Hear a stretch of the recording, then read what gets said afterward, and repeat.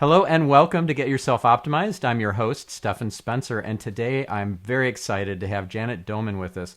Janet has been the director of the Institutes for the Achievement of Human Potential since 1980.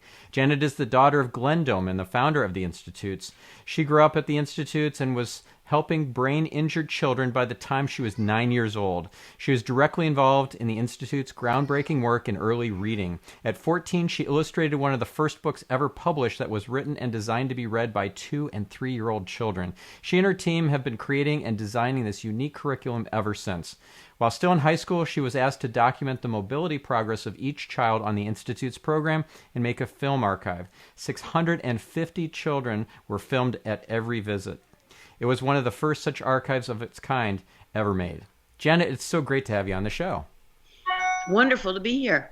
I think it's important for our listener to understand how important this work is, not just for brain-injured children, but for well children, for every child, especially at the very early ages when we tend to not give them enough stimulation because we just don't know any better. As a parent of a young child myself, who just turned, well, I was about to turn 19 months now, I just see so much potential.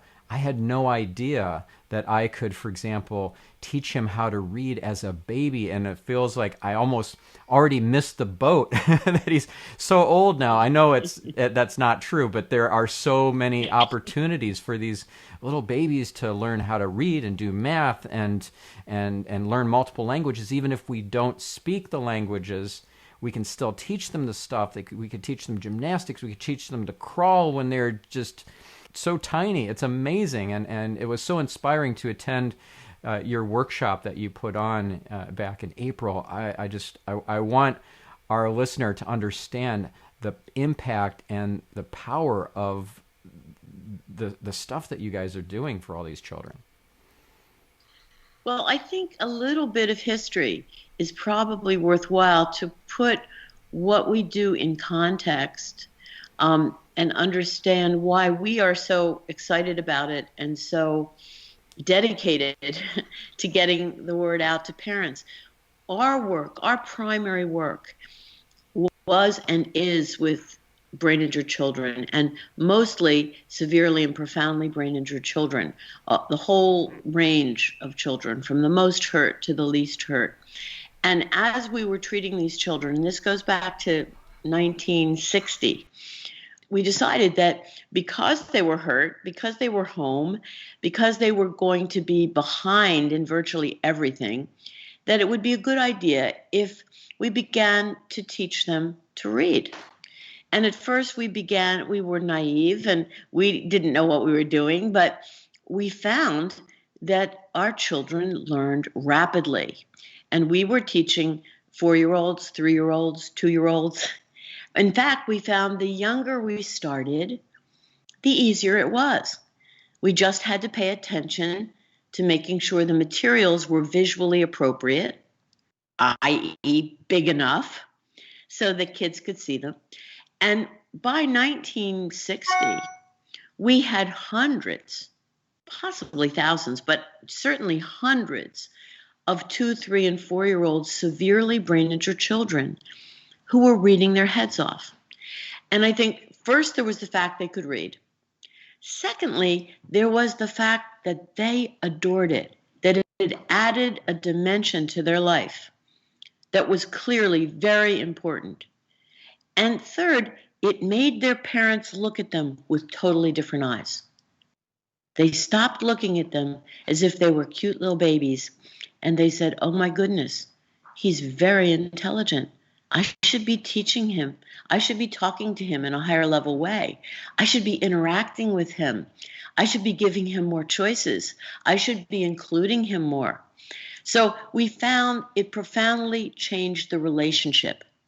And at the end of the day, that seemed even more important to us than the happy side effect that they could read. So we began to look at this and say, gee, while we're teaching our 3-year-old severely brain injured children to read, And by the way, when those kids got to be 4 and 5 and 6, they would be reading at a 4th or 5th grade level with 90% comprehension. So this wasn't just some little game for babies that went away. It got bigger and better. By the time our hurt kids were 7 or 8 years old, they were intellectually so far advanced compared to their well peers that it was clear their well peers were never going to catch them. And that is still true today. We couldn't look at that for very long without asking, what's happening to the well child across the street? The average first grade classroom, 35 to 40% will fail to learn to read at all.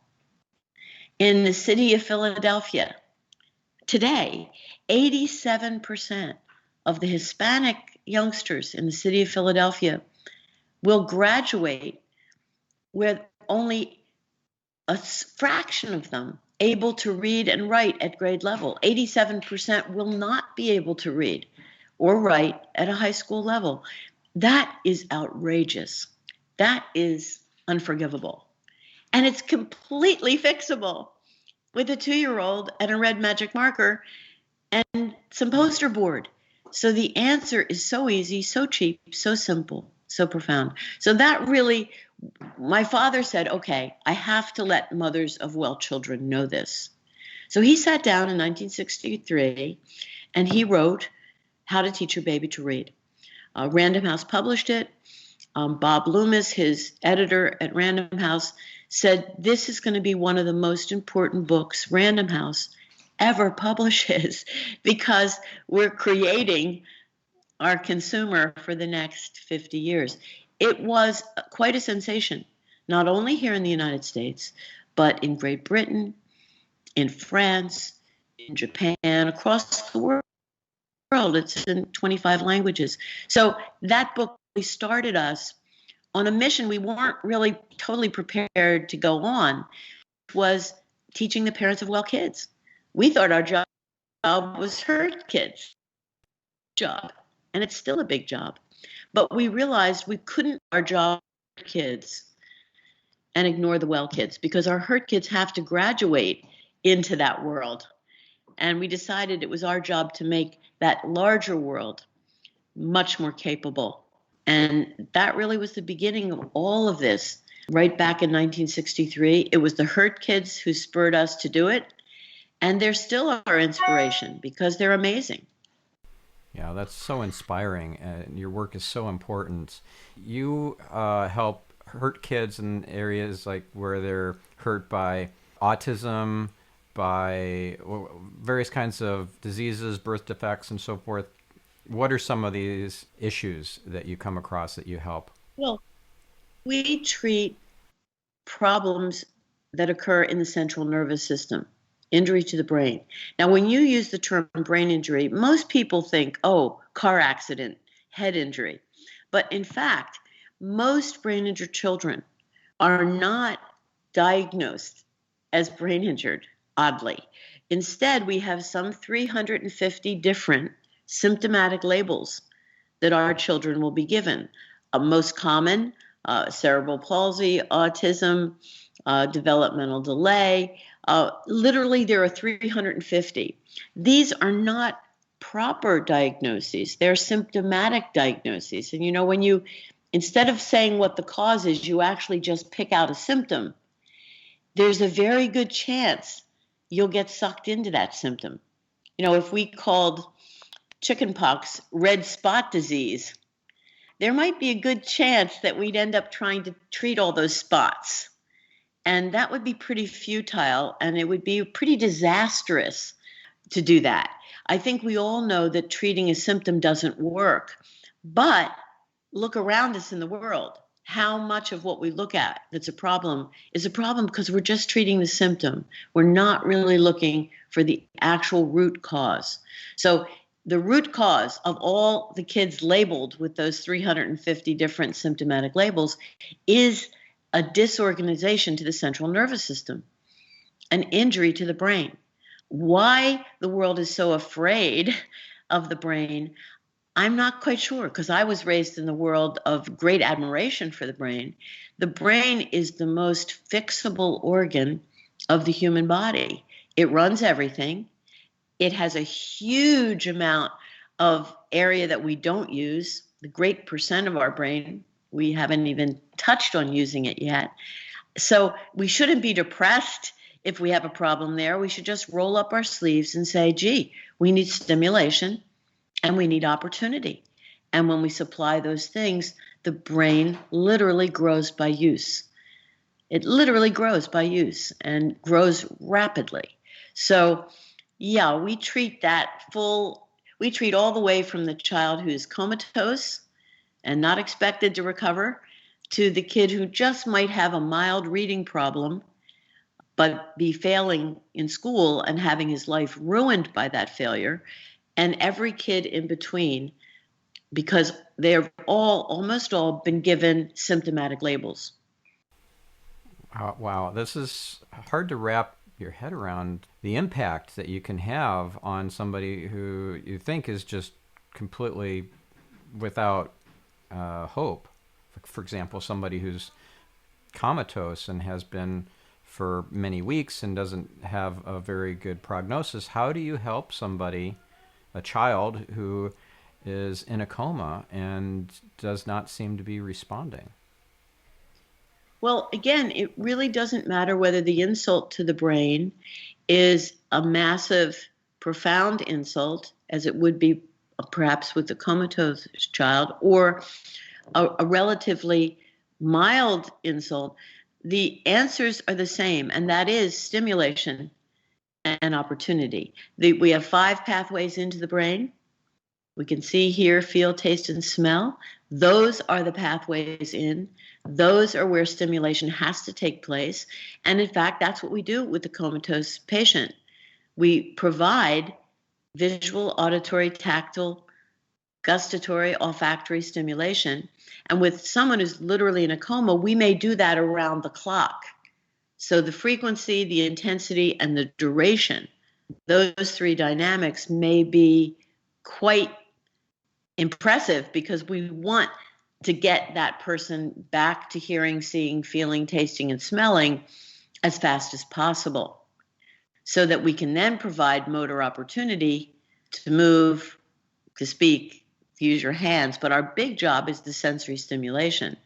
And we also know now from modern technology, from using the functional MRI, that some comatose patients are actually hearing and understanding everything that's going on around them, even though they look like they are deeply obtunded or unconscious. So not all comatose patients themselves are in exactly the same state, but it's very exciting to see the work that they're doing with the functional MRI to be able to prove this patient is hearing everything. And now we just got to get them out of this terrible, terrible predicament. But if you provide the correct sensory stimulation with the right frequency, the right intensity over the right duration, the patient has a pretty good chance of being aroused. Amazing. Do you have an example of a success story in this regard? And we'll get to well children in just a minute or two, but I'd love to kind of close out this topic with a success, yeah. and a tangible, very real success for our listener to hear. Well, it's funny when you ask, because I'm thinking, well, which one? There are many success stories. And by the way, for people really interested, they are up on our website. Not all of them, of course, but some of them are there. And you could put in blindness and see the success stories with blindness. You can put in deafness and see the kids who came to us deaf. But yeah, I remember one little girl, and she was a traumatic injury. It's a kind of a terrible story, but has a good ending. She was on vacation with her parents in a beautiful hotel, and it had a balcony over the lobby, and she was only 2, and she fell off the balcony onto a marble floor, almost 2 stories below. She got a very, very serious head injury. And yes, she was in a coma and not expected to live. And today she's doing pretty well. So yeah, her story is up there on our website. And you have an almost 2-year-old yourself, so you know what just hearing that story changes your heart rate. It's terrifying, because a 2-year-old can get into trouble so rapidly. 1 second they're fine, and then the next second they've climbed out the second story window. So I hope we've seen and heard it all by now in terms of things kids can get up to. But I was just looking at a story yesterday of a little girl who, she was well until she was 18 months, and then she fell into the pond and almost drowned. She was unconscious for quite a long time, more than days, weeks probably, and she's getting better. She's getting there. She can see now. She can read. She's beginning to move. So again, there are many, many such stories, and they're very inspiring, but they're really brought about by mom and dad, older brother, younger sister, grandmother, everybody rolling up their sleeves and saying, we're not going to leave this one behind. We're going to take this one with us. We're going to get this kid back on the road. And human beings are really amazing. Yeah, very resilient, much more than we oftentimes give credit to. And I would say even beyond resilience, anti-fragile. This concept I learned from the book Anti-Fragile by Nicholas Taleb, and the concept is applied to things like economies, immune systems, companies, but I don't see it applied to human beings and their potential, their soul, their personalities, their intellect. But I see that as anti-fragile too. Like if you don't stimulate the system, it doesn't grow as much. And you mentioned stimulation and opportunity. But if you stress the system, like Mother Nature is a great example of an anti-fragile system. Because it gets stressed, because toxins and natural disasters and all that happen, Mother Nature becomes stronger. And so we become stronger if we get those kinds of stressors. And everything happens for a reason. It's hard to hear or see it many times, especially if it's a tragedy. But in retrospect, oftentimes you can kind of glimpse the truism of that. I'm curious to hear what a well child might be able to accomplish. If you have a case example in mind of maybe one of the very youngest babies that has learned how to read or do complex math problems or understand multiple languages, it'd be fun to hear a few examples of those.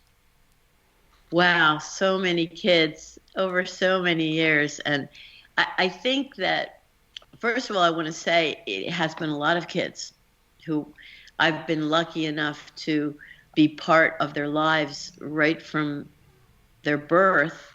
And some of those kids are now 45 and having their own kids, and that's really exciting too, because they do a fabulous job with their kids. I think myself, one of the most important things that parents are doing when they raise their babies is they're creating their grandchildren's parents. And having been through several generations, I feel that's very important, because it's not enough for you and I to do a great job with your little boy, but we want your little boy to carry on and be an even better parent for your grandchildren, to really put him on your shoulders and put those grandchildren on his shoulders. I think that's so important that it carries on, that it has, we see the contagion of insanity. Now we're ready for the contagion of sanity and to spread that contagion. So I feel that very strongly. But I think one of the things I would say in asking me for an example of a kid in looking at all those kids as a group in a broad brushstroke, the thing that I would have to say, knowing them now, knowing them from when they were a newborn to now they're 35 or 40 years old, each and every one of them is very different.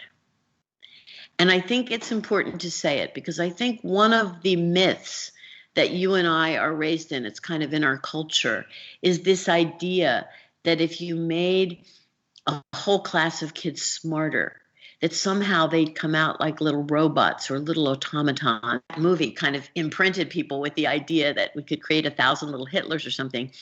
Nothing could be further from the truth.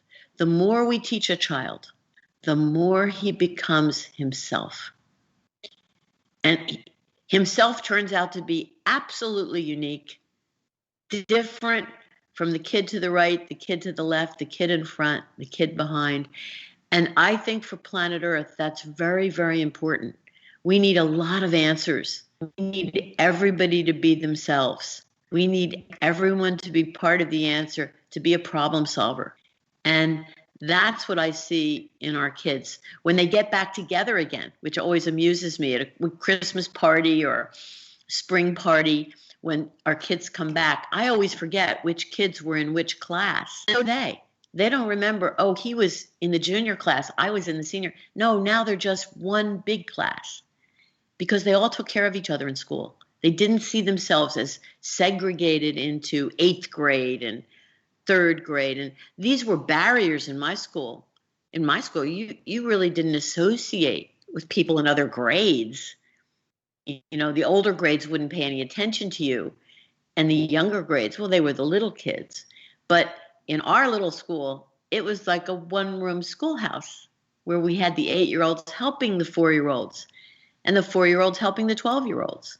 So today, when they all get back together again, you see that they're just one big family, still very close to each other.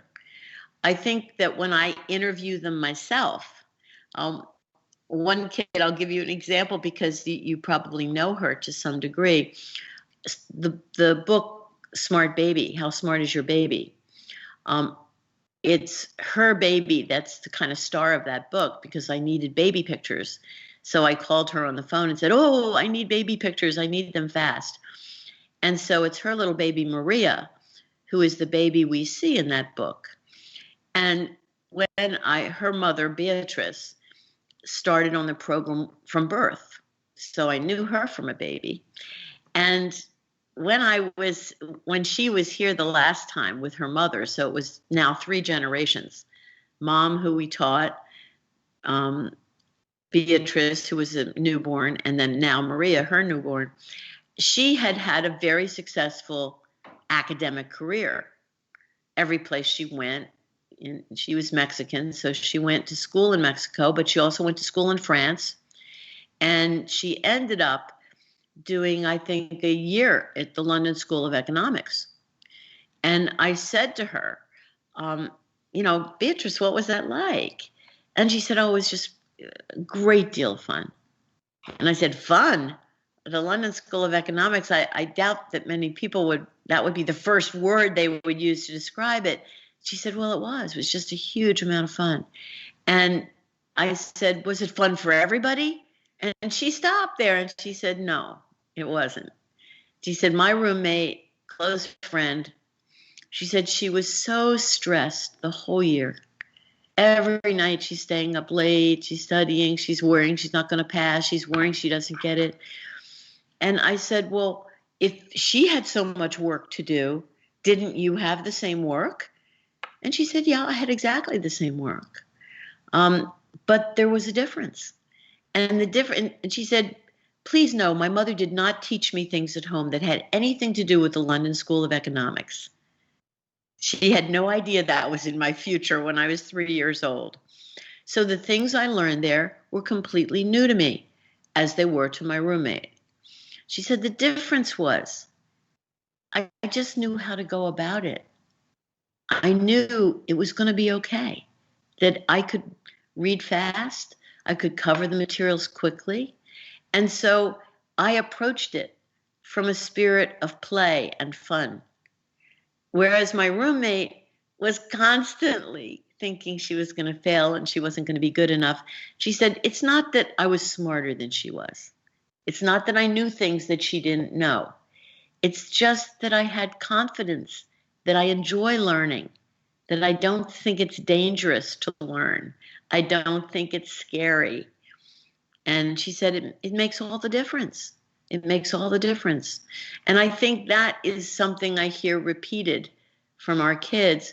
Another kid who started on the program at 18 months, who was reading very well by the time he was 3. He was a very, very fast and good reader and just went through everything in his household.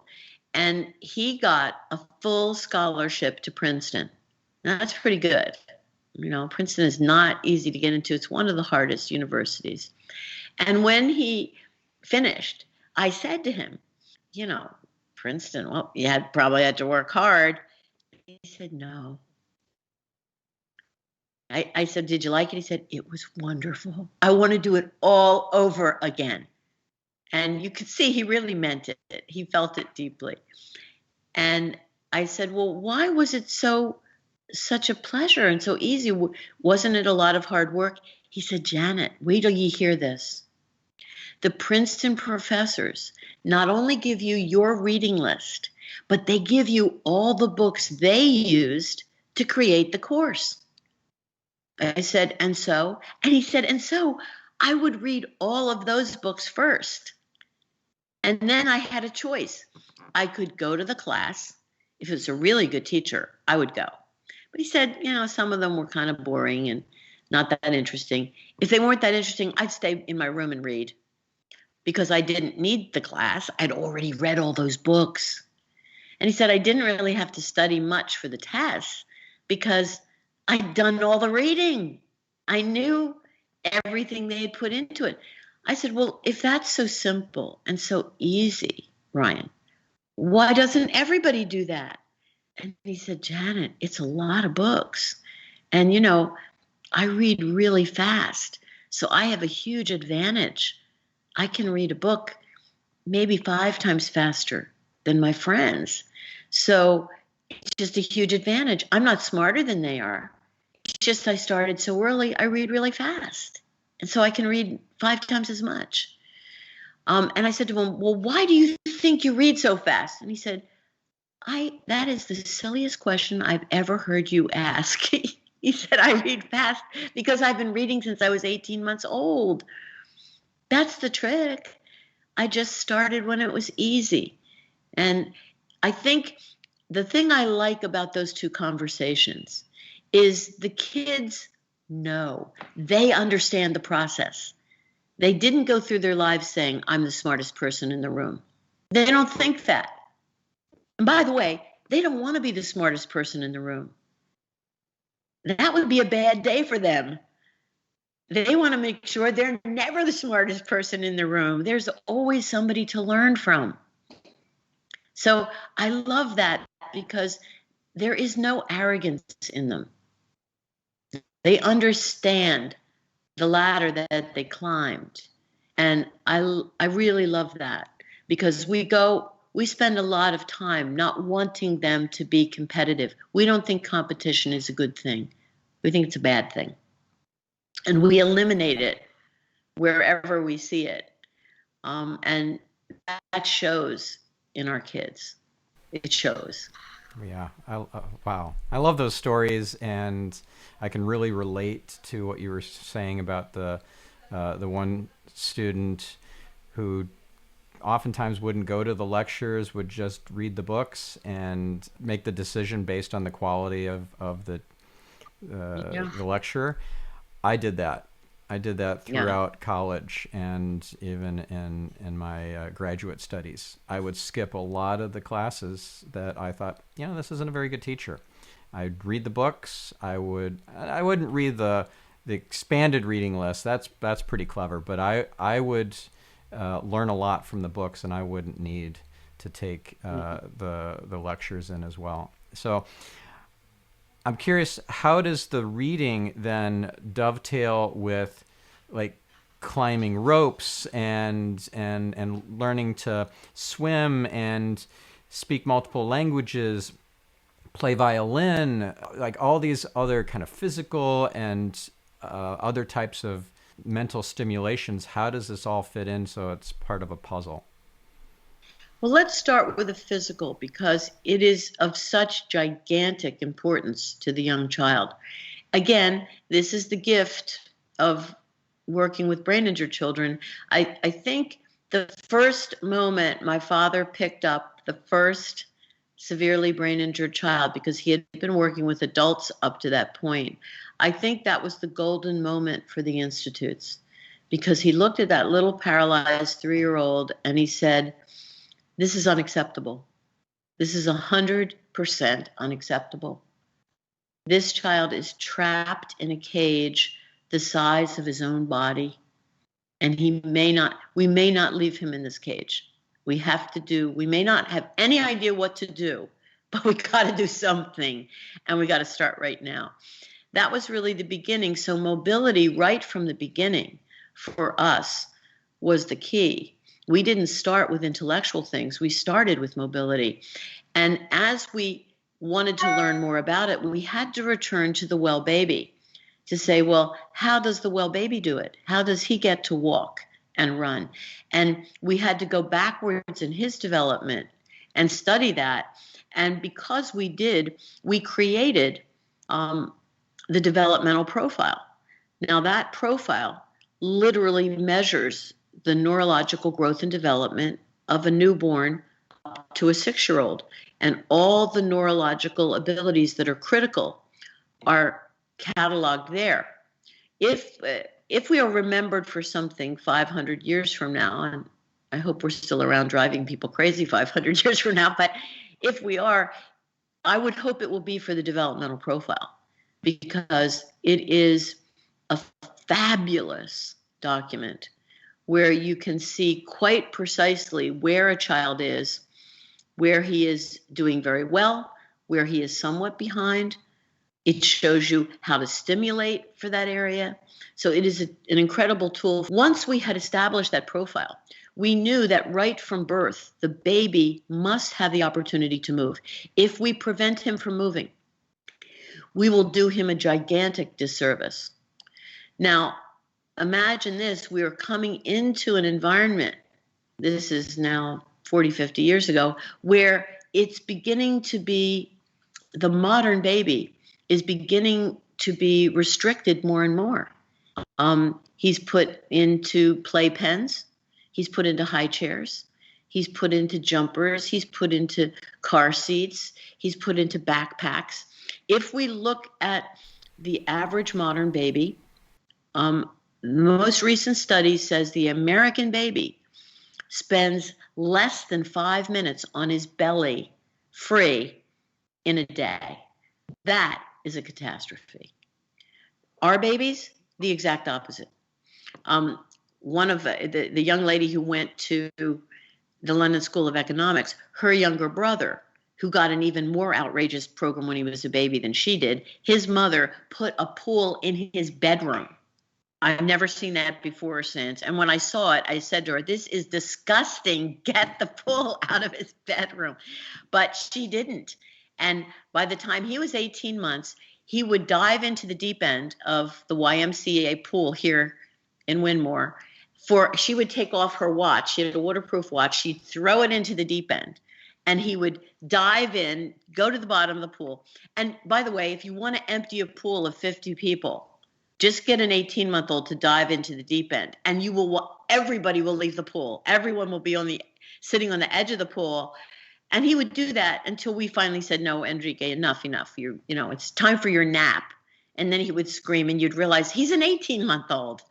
Up to then it looked like a scuba diver. But that youngster, who was such a terrific swimmer, also a terrific reader, he ended up, by the time he was 2, he was drawing. And we didn't know what he was drawing at first. And then we figured out, he told us they were bridges. we had given him bits of intelligence about different types of bridges and different styles of bridges, and he loved them. So now he was trying to draw bridges and houses. And I said to his mother, by the time he was 3, I said, he's going to be an architect. He's obsessed with structures, and I have to laugh. When he got to be, after he had finished his undergraduate education, he wanted to go to graduate school in architecture. So he came back to the United States and ended up at Harvard. So he is a Harvard-trained architect doing the most gorgeous. When I win the Powerball, he will make a house for me. His houses are so beautiful. But why was I telling you about Enrique? He just had a baby. And his baby, he had a crawling track put into the delivery room. So we actually have video of his baby coming down the crawling track in the first 2 hours of life. Because of course, wow, the baby arrives able to crawl, because the baby has been moving in utero very vigorously. So when the baby comes out, the baby's all prepared. But what happens? Well, if the baby's in a hospital near the institutes, the baby will be bundled, not in 1 blanket, not in 2, not in 3, not in 5 blankets, will be wrapped around that baby. And the look on the baby's face is such really surprise and horror, because now the baby is paralyzed from the neck down. Having been free for 9 months, the baby's now paralyzed. When we do that to the baby, we do the baby a gigantic. This is such a Dickensian, medieval, I don't know what the word is. It's such a horrible thing to do to a baby that I hope I live long enough so that everybody understands you should never, ever, ever restrict the movement of a tiny baby. They need to be free. They need to be on their bellies for as much as possible. And in that crawling track, they have an inclined track, allows them, any movement will move them forward. So by the time they're, 6-7 weeks, they can begin actually moving forward on their belly. This has gigantic consequences for their vision, because when the child moves, he turns his vision on. Mother Nature is tough. And if you're in motion, Mother Nature teaches you, better turn your vision on because you're going to hit something. So when the baby moves, he's watching where he's going. To move, the baby must pump himself up. And to pump himself up, he has to do a lot of hooting and hollering. So he will do a lot of hooting and hollering, kind of the way a weightlifter, when he's going to lift up 400 pounds, does a lot of grunting. The baby has to do that too. And when he does that, he builds a bigger chest. And when he builds a bigger chest, he gets more oxygen to the brain. And then the brain is happier because that's the food of the brain.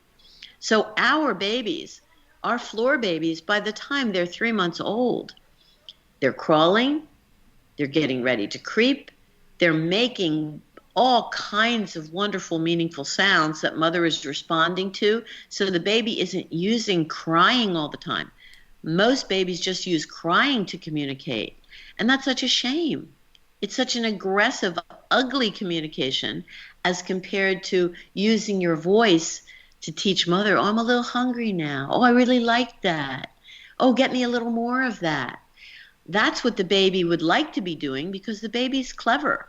And the baby knows, I'm training mom, I'm training dad, I'm training grandmother. And they would like to use more subtle training, but if nobody pays any attention to anything unless they scream, then of course they'll say, got to use screams if I want this. So this business of the physical program, it's critical, and it starts right at birth.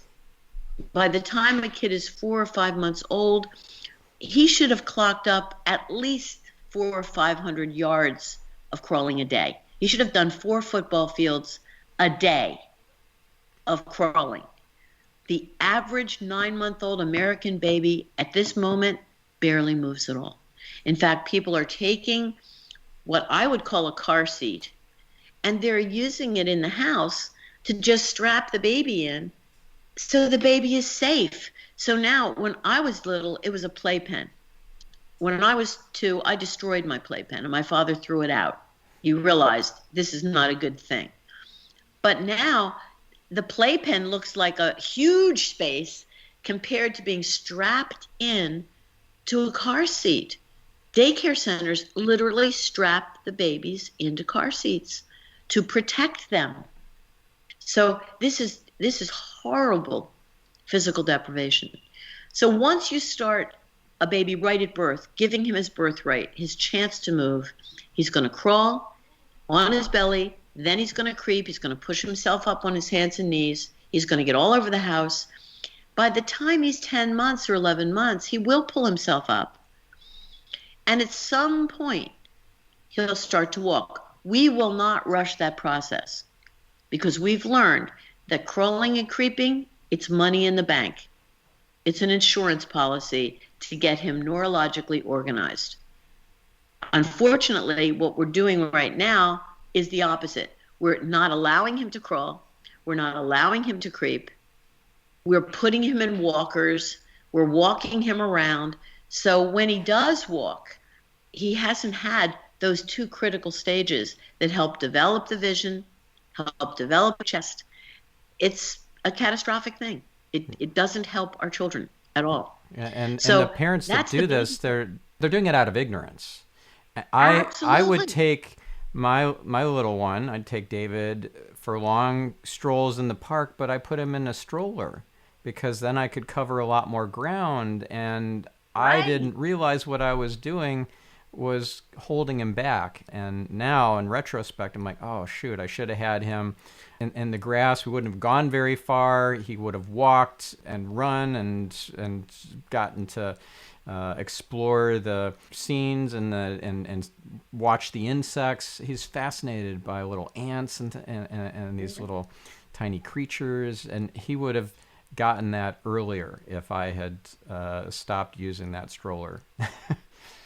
Well, you're absolutely correct. And, I always think at the mall, they ought to rent large strollers that fit adults so that the 3 and 4-year-olds can push their parents around, because that would be a much more appropriate activity for the 3 or 4-year-olds to be pushing their tired parents around the mall than the other way around. But you're right. I think it's about safety, and because we think we're doing the thing to keep the child safe and clean, and it's kind of a long cut, but we think it's a shortcut. There's a lot of mistakes we make with children that we think it's going to be a shortcut, but it turns out that the way through is the shortcut.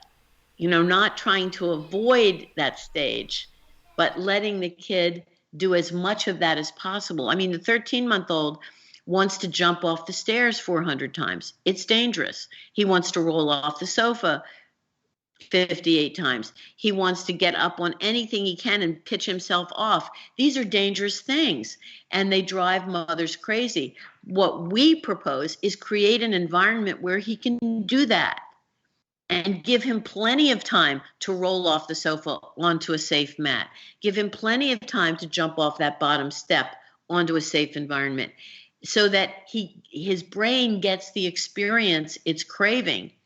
Because Mother Nature's tough. Once the kid is on his feet, Mother Nature, there's that imperative that Mother Nature builds in, which is you must move, move, move, move, move. But during that period, I would say 13 months to 22 months, 23 months, this is the time period when it's almost impossible to physically keep up with the child. I mean, it's been tried. I remember maybe 20 years ago, a football player tried to just get up in the morning and do exactly what his 22-month-old did. From the moment they woke up, he just imitated anything. And by 3 hours in, he was exhausted. He couldn't do it anymore because that's how active a kid is. So that time period, we would put all the attention on the physical program, and we would soft pedal the intellectual parts of the program. The physical would get the front seat. And when you do that, the kid is thrilled. He develops more rapidly. He's much safer on his feet. And you have a good time too, because you're not worrying, oh, I can't get it all in. I'm not getting his attention for this. I'm not getting his attention. No, put all your eggs in that basket, and soon he'll be very steady on his feet and very safe. Amazing. And I know we have less than 10 minutes left, so I wanted to just kind of switch to a lightning round mode for these last sets of questions. I don't know how fast you can answer this one, but I think it's really important for you to share it. You shared a story of this inconsolable baby that no one could console, could reach, could reason with.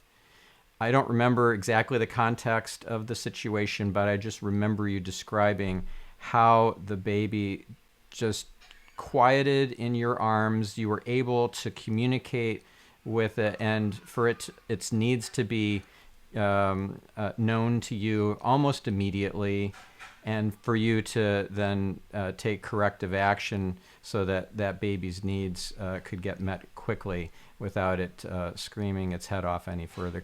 Could you relate that story quickly?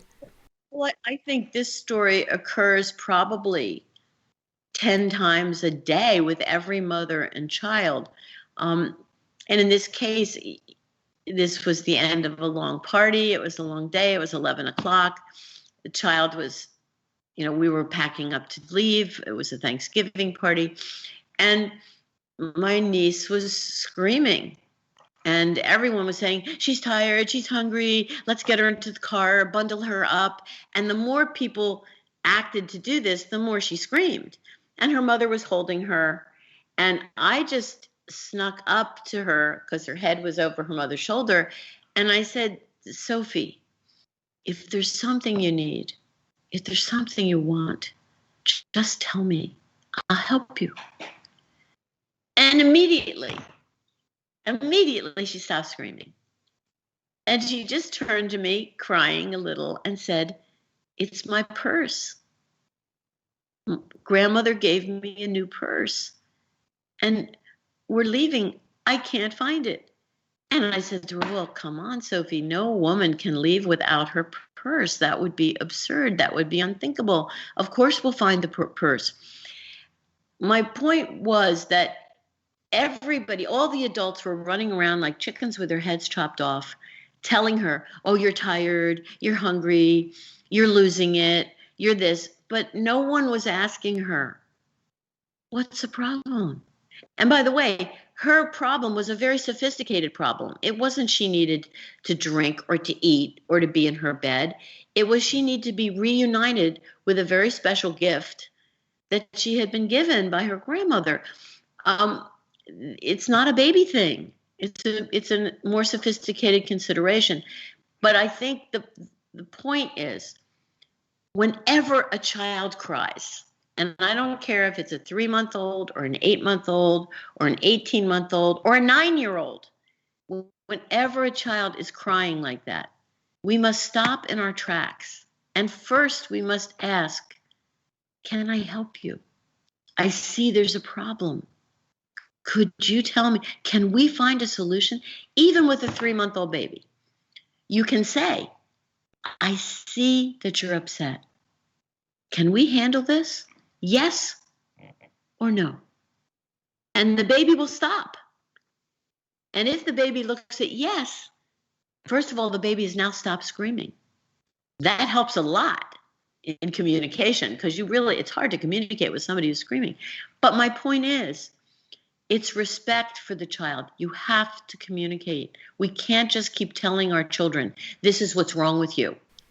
Yeah. Oh, you're hungry. Oh, you're thirsty. Oh, you need this. Oh, you need that. No. Yeah. We don't. You're just tired, right? Or you're just cranky. That just is so dismissive. And for those of you who are listening instead of watching the video, what Janet just did was she held up both hands, showing the palms of her, the palm side, and one's a yes and one's a no. And so she showed the yes on one hand, she showed the no, and you watch the baby's eyes to see where he or she looks. That's the answer. They don't need to be able to speak yet. It's amazing. It's so, so, so powerful.